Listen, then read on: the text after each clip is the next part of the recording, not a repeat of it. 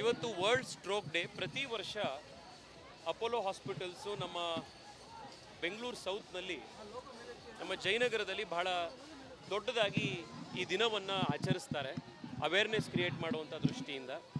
ಇವತ್ತು ಕೂಡ ಸಾವಿರಾರು ಜನ 5 ಕಿಲೋಮೀಟರು 10 ಕಿಲೋಮೀಟರ್ನ ಓಟದಲ್ಲಿ ಭಾಗವಹಿಸಿ ಜನಕ್ಕೆ ಅವೇರ್ನೆಸ್ನ ಕ್ರಿಯೇಟ್ ಮಾಡೋದ್ರ ಕಡೆಗೆ ಕೆಲಸ ಮಾಡಿದ್ದಾರೆ. ಹಾರ್ಟ್ ಡಿಸೀಸ್ ಆಗಲಿ, ಡಯಾಬಿಟಿಸ್ ಆಗಲಿ, and to a great extent stroke ಕೂಡ ಒಂದು ಹೆಲ್ದಿ ಲೈಫ್ ಸ್ಟೈಲಿಂದ ಅದನ್ನು ಪ್ರಿವೆಂಟು ಮಾಡ್ಬೋದು, ಅದನ್ನು ಮ್ಯಾನೇಜ್ ಕೂಡ ಮಾಡ್ಬೋದು. ಆ್ಯಂಡ್ ಸ್ಟ್ರೋಕ್ ವಿಚಾರದಲ್ಲಿ ಇನ್ನೊಂದೇನು ಅಂತಂದರೆ ಎವ್ರಿ ಮಿನಿಟ್ ಕೌಂಟ್ಸ್.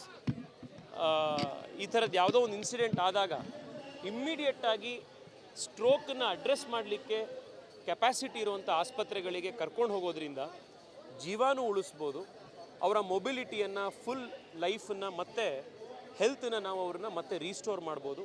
ಆ ದೃಷ್ಟಿಯಲ್ಲಿ ಇವತ್ತು ಕಾರ್ಯಕ್ರಮ ಏರ್ಪಾಡಾಗಿದೆ. ಜನರು ಭಾಗವಹಿಸಿರುವಂಥದ್ದು ಸಂತೋಷ ಆಗಿದೆ. ಎಷ್ಟು ಫಿಟ್ ಆಗಿರ್ತೀವಿ, ಎಷ್ಟು ಮೂವ್ಮೆಂಟಲ್ಲಿರ್ತೀವಿ, ಆ್ಯಕ್ಟಿವ್ ಆಗಿರ್ತೀವಿ, ಅಷ್ಟು ಹೆಲ್ತ್ ಆ್ಯಂಡ್ ಫಿಟ್ನೆಸ್ಗೆ ಕಾಂಟ್ರಿಬ್ಯೂಟ್ ಆಗುತ್ತೆ. ಸರ್, ಇದನ್ನು ಹೊರತುಪಡಿಸಿ ರಾಜಕೀಯ ಡಿ ಕೆ ಶಿವಕುಮಾರ್ ಮತ್ತೆ ತಮ್ಮೇಲೆ ಮುಗಿಬಿದ್ದಿದ್ದಾರೆ.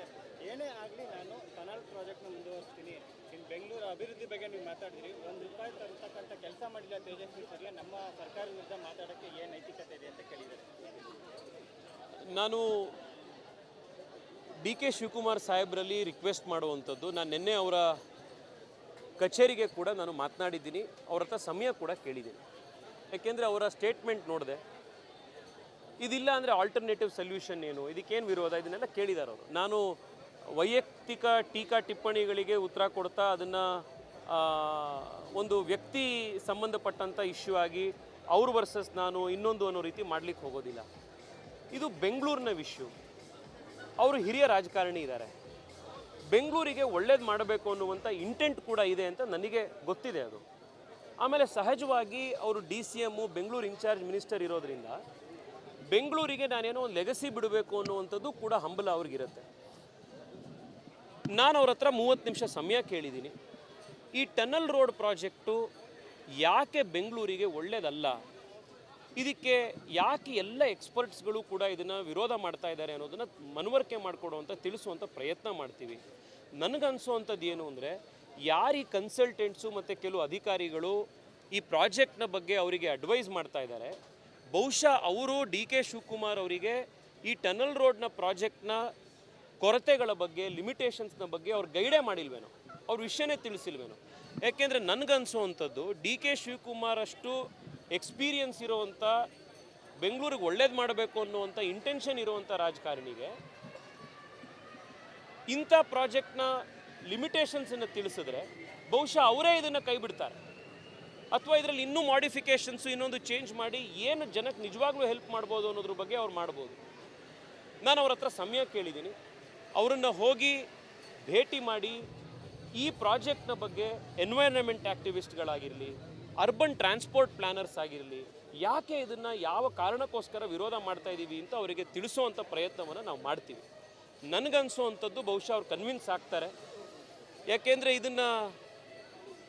ನಾನಿದನ್ನು ಸರಿ ಇದ್ರೂ ವಿರೋಧ ಮಾಡ್ತೀನಿ ಅಂತ ಹಠ ಮಾಡೋದು ಎಷ್ಟು ತಪ್ಪೋ, ಇದನ್ನು ತಪ್ಪಿದ್ರೂ ಕೂಡ ನಾವು ಮಾಡೇ ಮಾಡ್ತೀವಿ ಅಂತ ಜಿದ್ದಿಗೆ ಬೀಳೋದು ಕೂಡ ಅಷ್ಟೇ ತಪ್ಪು. ಇದು ಇಬ್ಬರು ಅಥವಾ ಇನ್ನೂ 2 ಐಡಿಯಾಗಳ ಜಿದ್ದಾಗಬಾರ್ದು. ಸರಿ ತಪ್ಪುಗಳನ್ನು ಆಲೋಚನೆ ಮಾಡಿ ಬೆಂಗಳೂರಿಗೆ ಯಾವುದು ಒಳ್ಳೆಯದು ಅದನ್ನು ನಾವೆಲ್ಲರೂ ಸೇರಿ ಮಾಡಬೇಕಿದೆ. ಅದ್ರ ಜೊತೆಗೆ ಅವ್ರು ನಿನ್ನೆ ಇದನ್ನು ಹೇಳಿದ್ದಾರೆ, ತೇಜಸ್ವಿಗೆ ಬೆಂಗಳೂರಿನ ಕುರಿತಾಗಿ ಪ್ಲ್ಯಾನ್ ಆಫ್ ಆ್ಯಕ್ಷನ್ ಏನಿದೆ ಟ್ರಾಫಿಕ್ನ ಸಲುವಾಗಿ ಅಂತ, ಅದನ್ನು ಕೂಡ ನಾನು ತಯಾರು ಮಾಡ್ತಾ ಇದ್ದೀನಿ. ಅವ್ರನ್ನ ಭೇಟಿ ಮಾಡಿದಾಗ ಈ ಪ್ಲ್ಯಾನ್ ಆಫ್ ಆ್ಯಕ್ಷನ್ನ ಕುರಿತಾಗಿಯೂ ಕೂಡ ನಾವು ಅವರಿಗೆ ವಿಸ್ತೃತವಾಗಿ ಇದನ್ನೆಲ್ಲ ತಿಳಿಸ್ತಿದ್ದೀವಿ. ಕಾಂಗ್ರೆಸ್ಸು BJP ಎಲ್ಲಕ್ಕಿಂತ ಮುಖ್ಯವಾಗಿ ಬೆಂಗಳೂರಿನಲ್ಲಿ ವಾಸ ಮಾಡ್ತಾ ಇರುವಂಥ 1.5 ಕೋಟಿ ಸಾಮಾನ್ಯ ಜನಕ್ಕೆ, ಯಾರು ಈ ಟ್ರಾಫಿಕ್ಕಿಂದ ಬೇಸತ್ತಿದ್ದಾರೆ, ಈ ಕೆಟ್ಟ ರಸ್ತೆಗಳಿಂದ ಬೇಸತ್ತಿದ್ದಾರೆ, ಅವರೆಲ್ಲರಿಗೂ ಕೂಡ ನಾವು ಒಟ್ಟಿಗೆ ಸೇರಿ ಕೆಲಸ ಮಾಡೋದ್ರಿಂದ ಅವರ ಜೀವನದಲ್ಲಿ ಒಂದು ಪರಿವರ್ತನೆ ಬರುತ್ತೆ.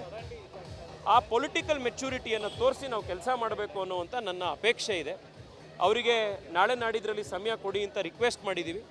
ಅವ್ರು ಯಾವಾಗ ಸಮಯ ಕೊಡ್ತಾರೆ ನಾನು ಹೋಗಿ ಅವರಿಗೆ ಈ ಎಲ್ಲ ವಿಚಾರವನ್ನು ಮನವರಿಕೆ ಮಾಡಿಕೊಡುವಂಥ ಪ್ರಯತ್ನ ಮಾಡ್ತೀನಿ. ಸರ್, ಈಗ DPR ಕೂಡ ಸಿದ್ಧಪಡಿಸಲಾಗ್ತಾ ಇದೆ, ಕೋಟ್ಯಾಂತರ ರೂಪಾಯಿ ಖರ್ಚು ಕೂಡ ಮಾಡಲಾಗಿದೆ. ಇವೆನ್ನೆಲ್ಲ ಈಗ ಅರ್ಜಿ ವಿಚಾರಣೆ ಮುಂದೂಡಿಕೆ ಕೂಡ ಆಗಿದೆ, ಏನೆಲ್ಲ ಬೆಳವಣಿಗೆ? ನೋಡಿ, ಹೈಕೋರ್ಟ್ನಲ್ಲಿ ಈ ಅರ್ಜಿಯನ್ನು ಇದೇ ವಿಚಾರಗಳನ್ನು ಮುಂದಿಟ್ಕೊಂಡು ಪ್ರಶ್ನೆ ಮಾಡಿದ್ದೀವಿ. ಖ್ಯಾತ ಸಿನಿಮಾ ತಾರೆಯಾದಂಥ ನಟರಾದಂಥ ರಂಗಕರ್ಮಿಯಾದಂಥ ಪ್ರಕಾಶ್ ಬೆಳವಾಡಿ ಅವರು ಇಲ್ಲಿ ಹೈಕೋರ್ಟ್ನಲ್ಲೂ ಅಷ್ಟೇ ಅಲ್ಲಿ NGTಯಲ್ಲೂ ಕೂಡ ಈ ಟನಲ್ ರೋಡನ್ನು ಪ್ರಶ್ನೆ ಮಾಡಿ PIL ಅನ್ನು ಹಾಕಿದ್ದಾರೆ.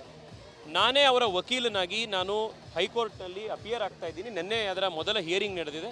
ಮಂಗಳವಾರಕ್ಕೆ ಅದು ಮುಂದೂಡಿಕೆ ಆಗಿದೆ. ಈ ಟನಲ್ ರೋಡ್ ಪ್ರಾಜೆಕ್ಟಿಗೆ ಎನ್ವೈರನ್ಮೆಂಟಲ್ ಇಂಪ್ಯಾಕ್ಟ್ ಅಸೆಸ್ಮೆಂಟನ್ನು ಇವರು ಮಾಡಿಲ್ಲ. ಸುಮಾರು 18 ಕಿಲೋಮೀಟರ್ನ ರಸ್ತೆಯನ್ನು ನೀವು ಸುರಂಗ ಮಾಡಲಿಕ್ಕೆ ಹೋದಾಗ ಲಕ್ಷಾಂತರ ಜನರ ಕೋಟ್ಯಾಂತರ ರೂಪಾಯಿ ಆಸ್ತಿ, ಸಾವಿರಾರು ಕೋಟಿ ರೂಪಾಯಿ ಆಸ್ತಿಗಳು, ಜನರ ಜೀವ ಇದೆಲ್ಲವೂ ಕೂಡ ಅದ್ರ ಮೇಲೆ ಡಿಪೆಂಡ್ ಆಗಿದೆ.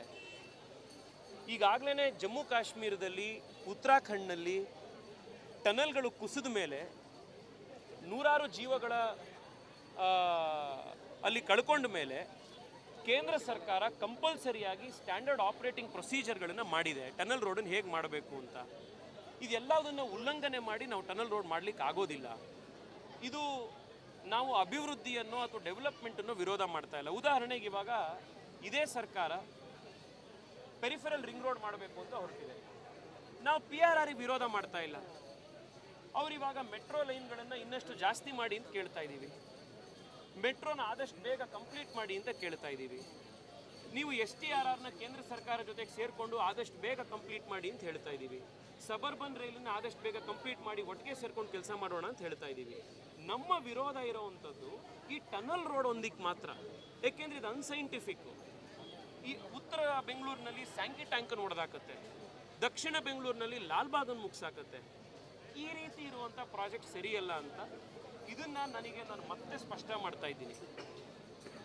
ನಾನು ನಿನ್ನೆ ಕೂಡ DK ಶಿವಕುಮಾರ್ ಅವರ ಕಚೇರಿಗೆ ಮಾತನಾಡಿ 30 ನಿಮಿಷ ನನಗೆ ಸಮಯ ಕೊಡಿ ಅಂತ ಕೇಳಿದ್ದೆ. ಅವರು ಇವತ್ತೋ ನಾಳೆ ಅವರು ಸಮಯ ಕೊಡ್ಬೋದು. ನಾನು ಅವ್ರನ್ನ ಭೇಟಿ ಮಾಡ್ತೀನಿ. ಭೇಟಿ ಮಾಡಿ ಈ ಪ್ರಾಜೆಕ್ಟ್ನ ಕುಂದುಕೊರತೆಗಳು ಏನಿದೆ, ಈ ಪ್ರಾಜೆಕ್ಟ್ ಆಯಿತು ಅಂತಂದರೆ ಬೆಂಗಳೂರಿಗೆ ಏನೇನು ಸಮಸ್ಯೆಗಳಾಗತ್ತೆ ಅನ್ನೋದನ್ನು ಅವ್ರಿಗೆ ಎಕ್ಸ್ಪ್ಲೈನ್ ಮಾಡಿ ಮನವರಿಕೆ ಮಾಡುವಂಥ ಪ್ರಯತ್ನ ಮಾಡ್ತೀನಿ. ನನಗನ್ಸೋವಂಥದ್ದು ಯಾರು ಕನ್ಸಲ್ಟೆಂಟ್ಸು ಮತ್ತು ಈ ಇಂಜಿನಿಯರ್ಸು ಅಥವಾ ಅಧಿಕಾರಿಗಳು ಈ ಟನಲ್ ರೋಡ್ ಪ್ರಾಜೆಕ್ಟ್ನ ಬಗ್ಗೆ DK ಶಿವಕುಮಾರ್ ಅವರಿಗೆ ಮಾಹಿತಿ ಕೊಡ್ತಾ ಇದ್ದಾರೆ, ಸಂಪೂರ್ಣ ಮಾಹಿತಿಯನ್ನು ಬಹುಶಃ ಅವ್ರಿಗೆ ಕೊಟ್ಟೇ ಇಲ್ಲ. ನನಗನ್ಸುವಂಥದ್ದು ಅವರಿಗೆ ಸಂಪೂರ್ಣವಾಗಿ ಮಾಹಿತಿ ಸಿಕ್ಕ ಮೇಲೆ ಅವರೇ ಈ ಪ್ರಾಜೆಕ್ಟ್ನಿಂದ ದೂರ ಆಗ್ಬೋದು, ಅಥವಾ ಇದರಲ್ಲಿ ಜನಕ್ಕೆ ಏನು ಬೇಕಿದೆ ಅದನ್ನು ಮಾಡುವಂಥ ಕೆಲಸ ಅವ್ರು ಮಾಡ್ಬೋದು. ನಾನು ಅವ್ರನ್ನ ಭೇಟಿ ಮಾಡಿದ್ಮೇಲೆ ನಿಮಗೆ ತಿಳಿಸ್ತೀನಿ.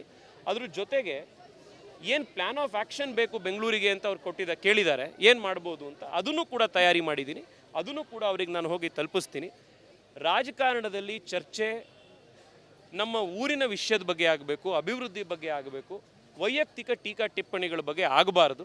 ಆ ಕಾರಣಕ್ಕೋಸ್ಕರನೇ ನಾನು ಅವ್ರ ಹತ್ರ ನೇರವಾಗಿ ಸಮಯ ಕೇಳಿ ಮಾತನಾಡಬೇಕು ಅಂತ ಅವ್ರ ಹತ್ರ ರಿಕ್ವೆಸ್ಟ್ ಮಾಡಿರುವಂಥದ್ದು.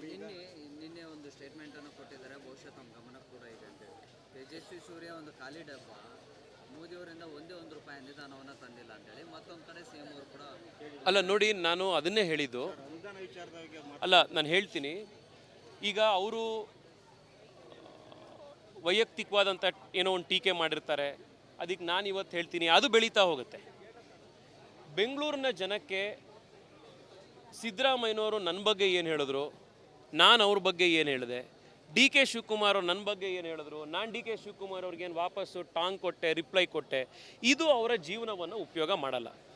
ನಾನು ಈ ಪ್ರತ್ಯುತ್ತರ ಕೊಡೋದ್ರಿಂದ ಬೆಂಗಳೂರಿನ ಗುಂಡಿಗಳು ಮುಚ್ಚೋಗಲ್ಲ, ನಮ್ಮ ಫುಟ್ಪಾತ್ಗಳು ಸರಿಯಾಗಲ್ಲ, ನಮ್ಮ ಮೆಟ್ರೋ ಕರೆಕ್ಟ್ ಟೈಮಿಗೆ ಶುರುವಾಗಲ್ಲ. ಜನಕ್ಕೆ ಬೇಕಿರೋದು ಏನು? 2 ವೀಲರಲ್ಲಿ ನಡ್ಕೊಂಡು ಹೋಗುವ, ಕಾರಲ್ಲಿ ಹೋಗ್ತಾ ಇರೋವಂಥ, 2 ವೀಲರಲ್ಲಿ ಹೋಗ್ತಾ ಇರೋವಂಥವ್ರಿಗೆ ಇವತ್ತು ಬೆನ್ನು ಮುರಿದು ಹೋಗ್ತಾ ಇದೆ. ನಿನ್ನೆ ನಾವು ನೋಡಿದ್ದೀವಿ, ಒಂದು 24 ವರ್ಷದ ಯುವತಿ ಗುಂಡಿಯಿಂದಾಗಿ ತೀರ್ಕೊಂಡಿದ್ದಾಳೆ. ಅವ್ರ ಜೀವನ ಸರಿಯಾಗೋದಕ್ಕೆ ನಾವೇನು ಮಾಡಬೇಕು? ನಮ್ಮ ರಾಜಕಾರಣದ ಫೋಕಸ್ ಅಭಿವೃದ್ಧಿ ಇರಬೇಕು. ಈ ಟೀಕೆ ಭಾಳ ಸುಲಭವಾಗಿ ನಾನು ಒಂದು ಹೇಳ್ಬಿಡ್ಬೋದು, ಆದರೆ ಏನಂದರೆ ಅದು ನಿಮ್ಮ TRP ಹೆಚ್ಚಾಗತ್ತೆ ಅಷ್ಟೇ, ಜನ ವ್ಯೂಸ್ ಜಾಸ್ತಿ ಆಗತ್ತೆ ಅಷ್ಟೇ, ವಿಡಿಯೋಗಳು ಶೇರ್ ಆಗತ್ತೆ ಅಷ್ಟೇ, ಆದರೆ ಜೀವನದಲ್ಲಿ ಅದರಲ್ಲಿ ಯಾರಿಗೂ ಉಪಯೋಗ ಆಗಲ್ಲ. ಆದರೆ